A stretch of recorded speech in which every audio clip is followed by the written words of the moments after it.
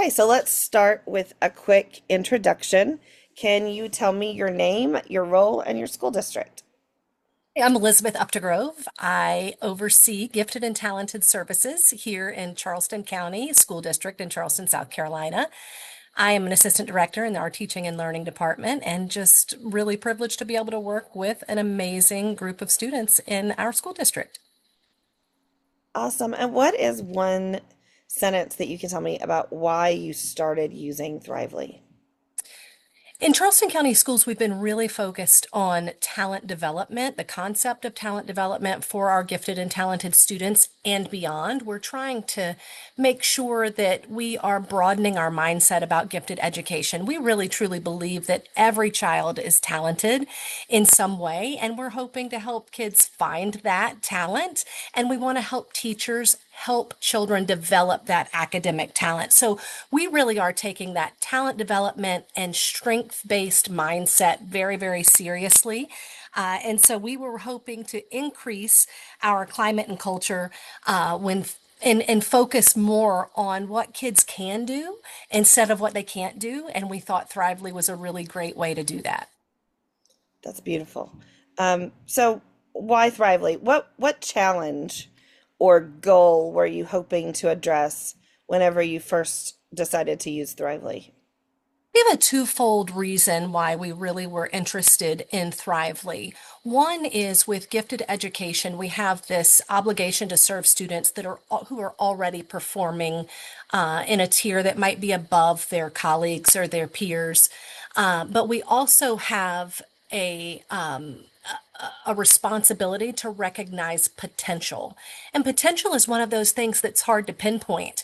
And we really are always looking for tools that will help us uncover that potential that's hidden in some children. And we think that Thrively is a really, really good tool for that. And it is proving to be that day in and day out. We also are really interested, especially with the service of our gifted education students. We're very interested in supporting that social emotional learning piece. That is a very tricky and challenging part with serving gifted students. Most people might assume that these students are always going to do well. They're bright. They don't need a lot of extra support. When it's the reality is quite opposite from that. These students particularly need social emotional learning support. Sometimes their academic parts of their brains are developing at a much faster rate than their social emotional development. And so we are looking to give them outlets and avenues with which to develop those pieces right alongside in tandem with their academic development. Awesome. So what stood out to you about Thrively whenever you first learned more about it?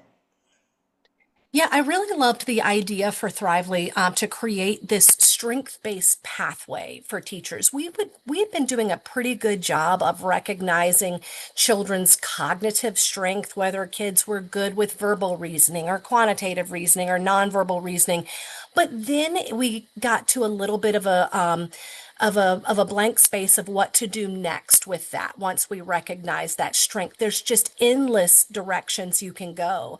And Thrively does a really great job of putting together this strength-based pathway for kids so that teachers can turn kids loose to explore on their own. They have these sparks and activities of which everything is already curated. It's safe. It's in an environment online that's curated specifically for kids, specifically for their age, and teachers can feel pretty comfortable about letting kids loose to explore their interest in those different pathways. So we were really excited about that opportunity to keep that enrichment going somewhat independently, but also in a way that they could collaborate with their peers. Oh, I agree. Pathways are just fantastic, and I love the Sparks feature for sure. So what features would you say you or your teachers you have seen, what features have been used the most? For sure, we've been capitalizing on the strengths assessment. That was our big goal in our year one of implementation was to make sure that every student did the strengths assessment. And so that's been our key focus for sure. But one thing, sort of the unintended consequence was the kids got really interested in the well-being checks and the hope checks. And that has been a really interesting piece. Of course, it's tied to that social emotional learning that we were very interested in supporting. But I, from a district perspective, really love being able to go into these reports and get a district-wide report really quickly that says these are the kids that we're concerned about right now. These kids have taken these particular assessments recently. You can go in and set your own parameters, and you can get that quick report emailed to you that says at these schools, these students have shown up as a little bit of a flag in their scoring. And so we take that mystery of that social emotional learning, things that we normally look at in with a qualitative lens, and Thrively can put a quantitative number to it. So it makes it easy for us to pull out and flag kids that might just need another conversation or deserve an in-person check-in. And that's been a really powerful thing to be able to do from our district office, to be able to reach out to a specific teacher at a specific school say, hey, you know what? We were just doing an overall check, and we would love for you to check in on this child. We're just seeing some indications that they could benefit from that, and that's been a really, really comforting and exciting thing to be able to utilize. And before Thrively and the well-being checks, um, would you have, or how long would it have taken for you at a district level to be able to identify those kids that needed that extra support? Unfortunately, I don't know that we ever would have. And I think that it's very sad that sometimes we find out too late. In the most dramatic of those situations, we find out too late that a child is feeling ostracized or is struggling or not feeling like they can keep up.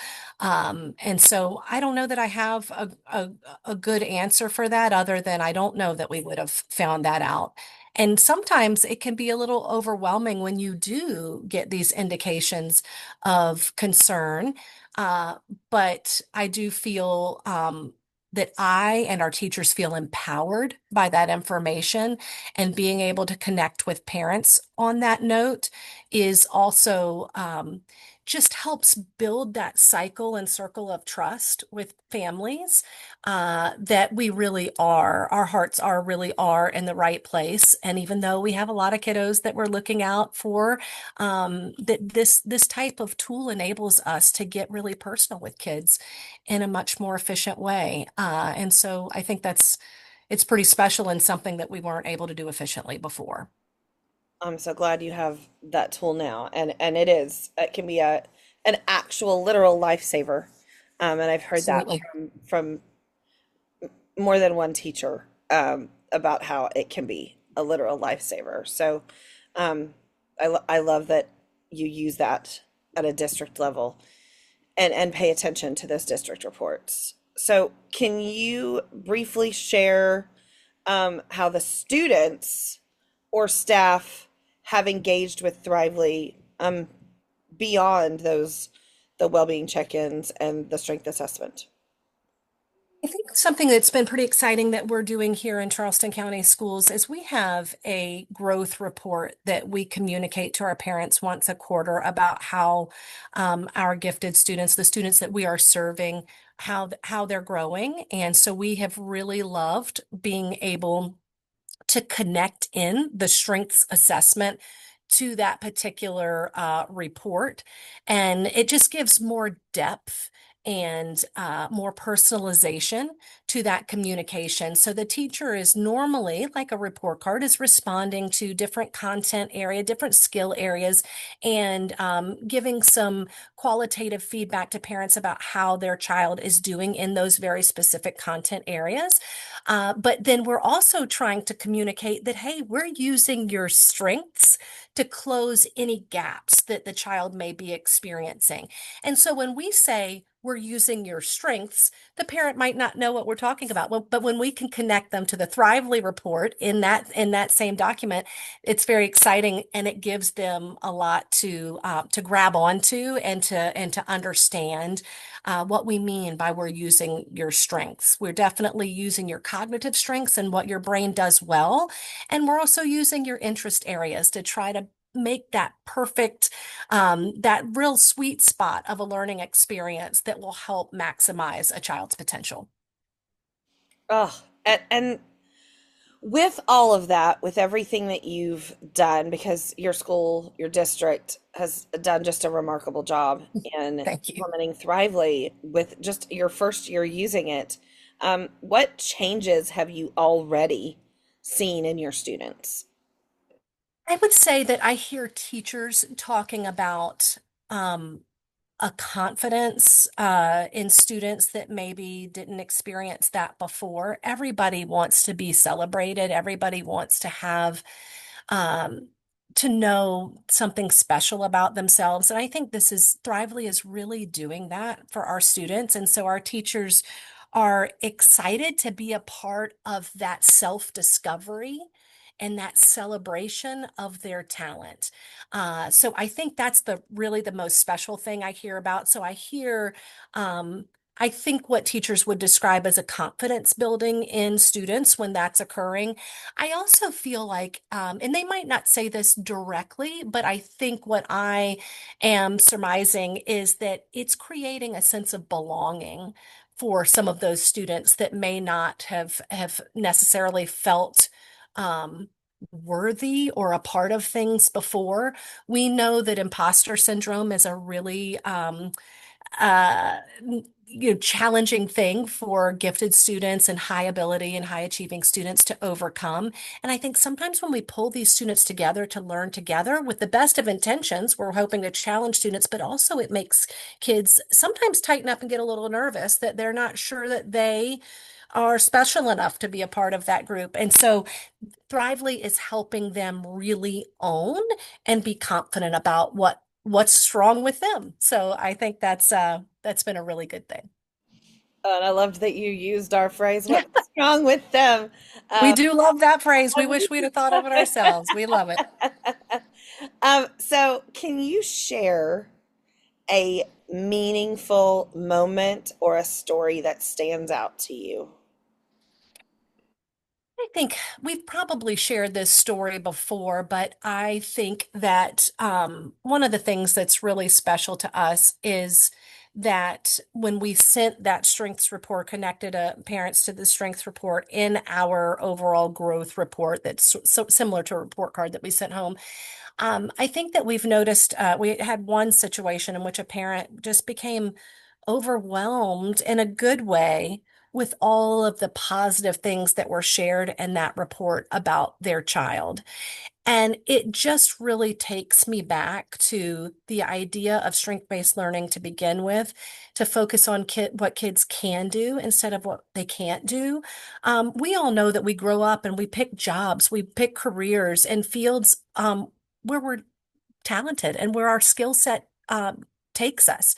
So the idea that kids come to school every day and are expected to constantly focus on areas that they're not necessarily well versed in or that they don't feel comfortable in.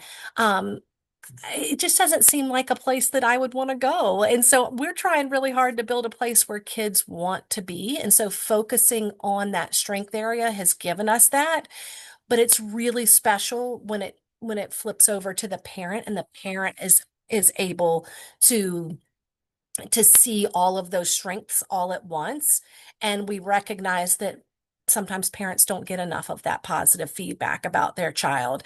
And so we just love that story that the parent reading all of the information and being moved to tears because nobody had ever told them all of those things. They thought deep in their heart that all of these things, or some of these things at least about their child, but they'd never seen it or heard it from another adult or another entity, and probably never seen it in writing. And so that's really special when they've got that to hold on to. It really does give parents, not just children, that hope that we're looking for kids to grab onto to build more, to maximize that potential. So we think that's really special.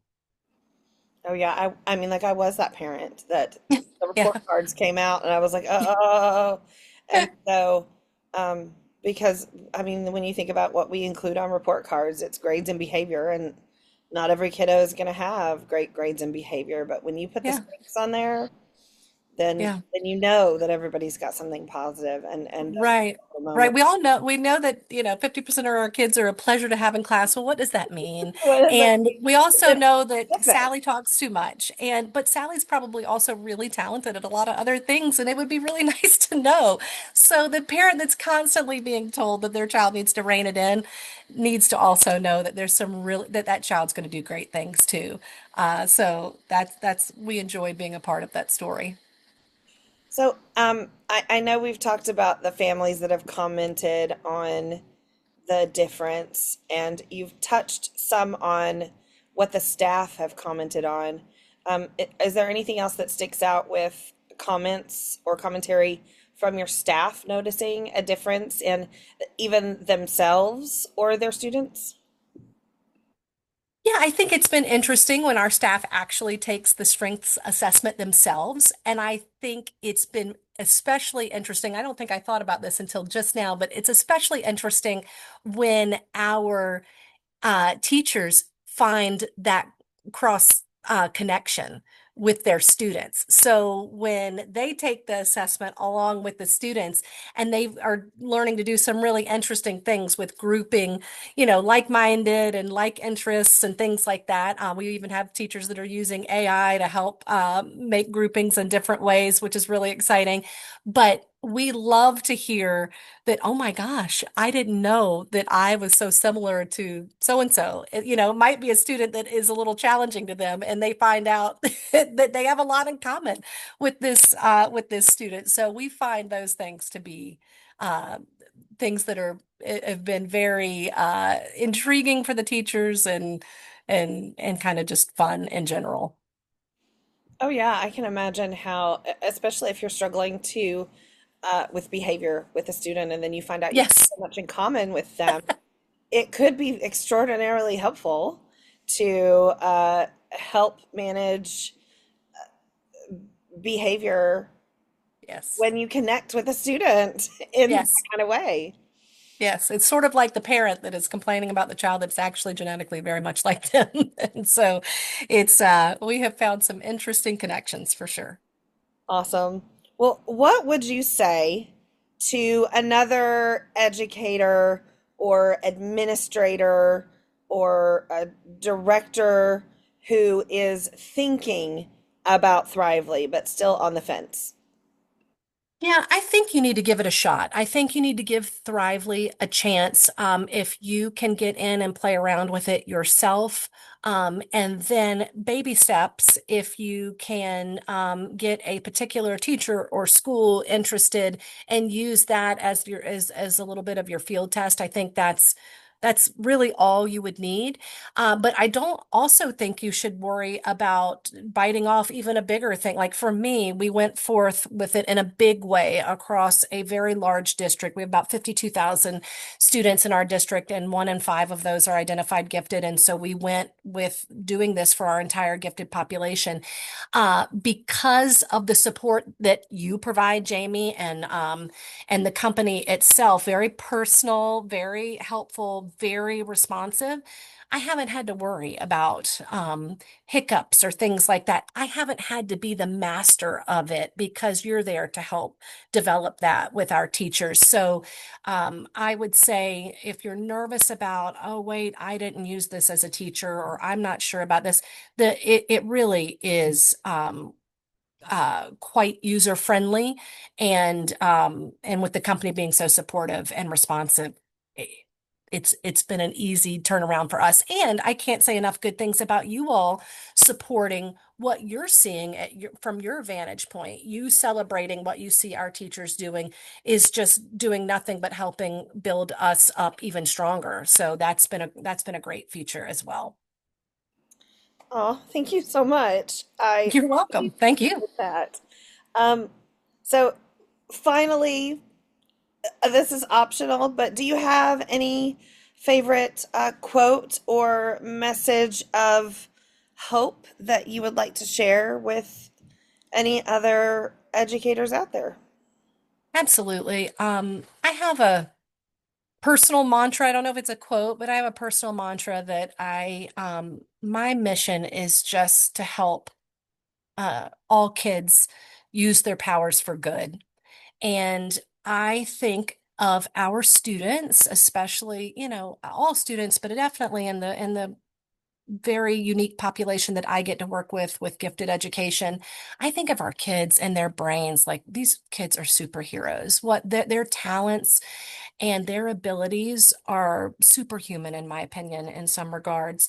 And we know that with with the powers that they have, if we don't channel them and keep their brains healthy, and give them the support that they need as their brains are just developing so quickly, we know that students can go astray. We know that they can very easily be tempted into areas that are not going to help them maximize their potential. And so I think that what I love most about Thrively is that it's helping children use their powers for good. And it helps them connect to that talent, get excited about it, and develop it. It gives them an outlet and a pathway that they can sort of channel all of that energy and all of that goodness, but still keep growing. So I really love that about Thrively. And so I would say that, if that is all what you feel like you are trying to do or maybe struggling to do, that helping kids use their powers for good is never a bad thing. Thank you so much.